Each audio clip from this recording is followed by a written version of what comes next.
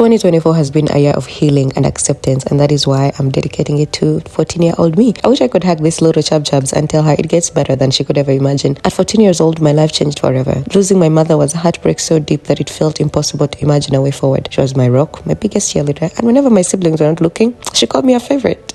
High school was baffling, to say the least. My body was changing, and so was my life. I was stuck at the denial stage of grief for a while. I sometimes would talk about her like she was still alive, or even eliminate her from the conversation altogether. But there were days where the weight of grief seemed too heavy to bear. Bob Marley once said, "You never know how strong you are until strong is the only choice you have." With determination, I pushed through. Every time I walked into a classroom, it felt like losing week. I'd be lying if I said I stayed up late studying after preps, or even pushed myself to wake up for morning preps. And somehow, I got good points to get into my dream university. Either way, I was excited for my career, but God had other plans for me. China.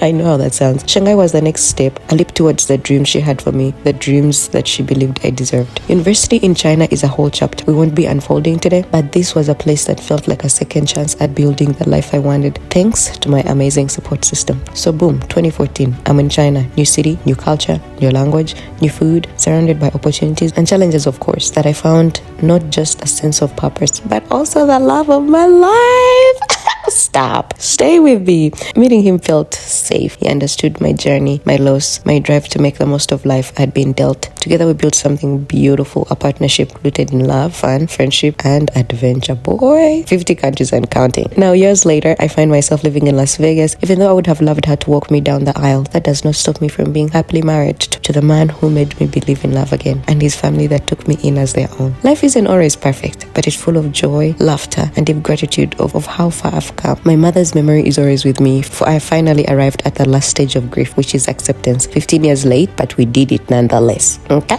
She's a quiet strength that reminds me to cherish every moment and never stop reaching for the stars. This is my story, a journey of loss, resilience, love, and triumph. It's proof that even in the darkest of moments, hope and happiness can shine through. So if you're out there struggling with the loss of a loved one, I'm here to tell you that there are some wounds that are far too deep for time to heal, but it gets better and easier. Okay, bye.